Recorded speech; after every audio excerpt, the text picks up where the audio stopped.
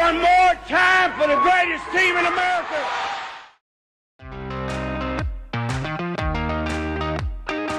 Well, we made a change before the '96 season, which was a little unique.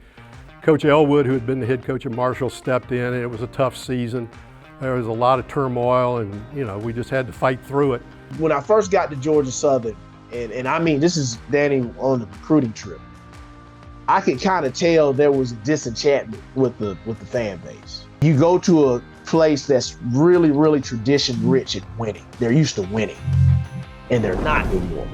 And it's like, man, life sucks right now. I didn't even ask what their record was the year before, which in '96 it was 4-7. That was like one of the only losing seasons that Georgia Southern ever had.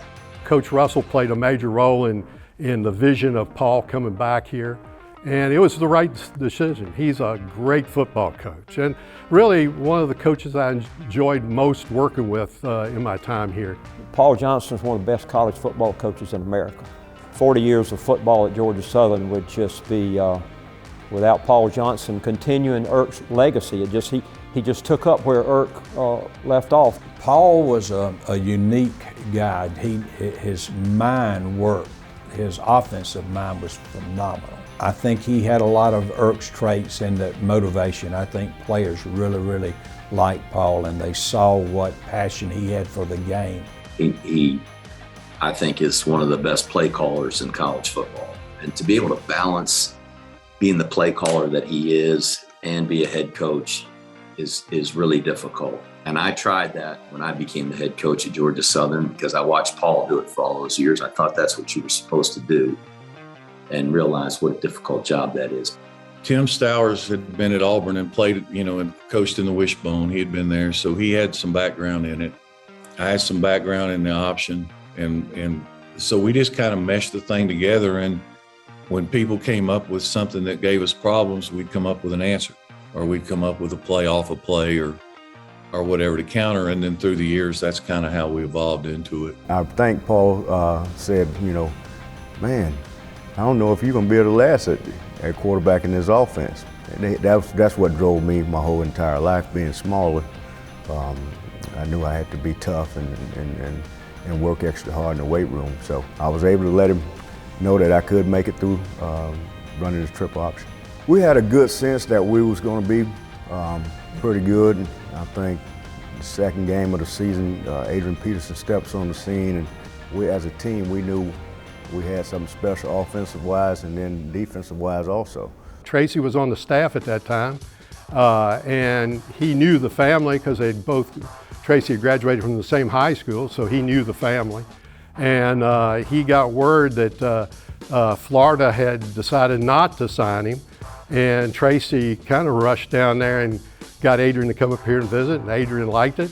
I think his parents just really felt good about Tracy and the fact that he'd be taken care of, and they'd have somebody from their hometown to kind of look after him, and so they really, I think, just put their trust in Tracy and decided Georgia Southern would be the best place for him to go. And we knew from the day he was there, he was going to be really special.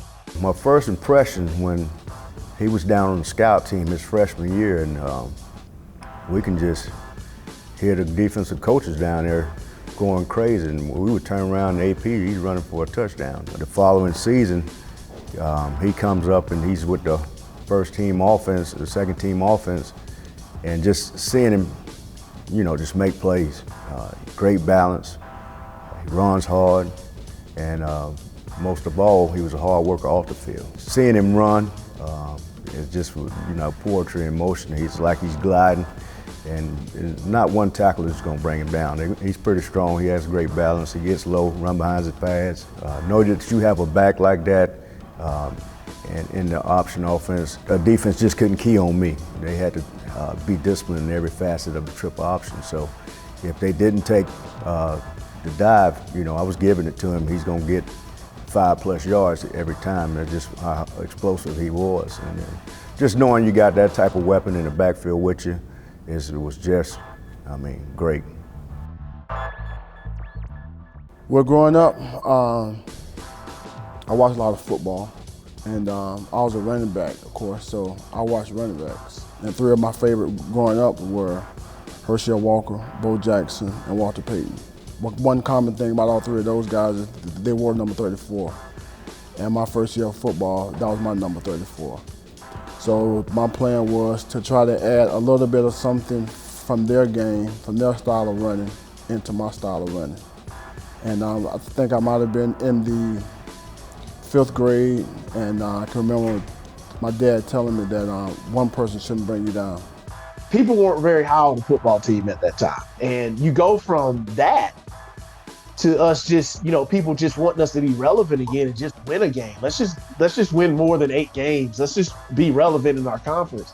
We go from that to all of a sudden, by the end of my senior year, it wasn't necessarily us just winning games. It was how we won games. Our fans got real spoiled, man. They were expecting blowouts. They were expecting us to just murder folks. And for the most part, that's what we would do. So when they wouldn't get it, we would hear it from them. It's like, man, when it not become enough? And then we get up there to UMass, and, it was like living in a nightmare.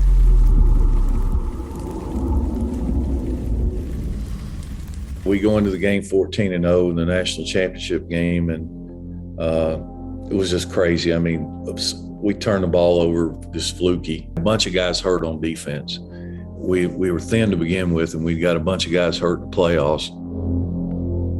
Take a look at the side for yourself. Here he cuts up field. Samuel drops. There's the ball. It's out. Are his legs down? Didn't appear to be from that angle. Appeared to be a pretty good call. That is the 4th fumble of the game already. That appears to be a pretty good call. No, it was. He wasn't down. Credit to UMass. They played really well, and Mark Whipple's an outstanding coach, and they beat us. We probably played as poorly as we played all year. We had our feet in garbage bags on top of our boots. It was cold and rainy and just awful. It was just an awful experience. Losing in the national championship game, making it to the national championship game after not having appeared in the national championship for close to 10 years, maybe should have been an accomplishment in its own, but nobody felt that way. We went in the locker room after the game, and Greg Hill said to the team, Coach made a few comments, and Greg, before everything was done, said, "We're coming back to this game next year. We're going to win it."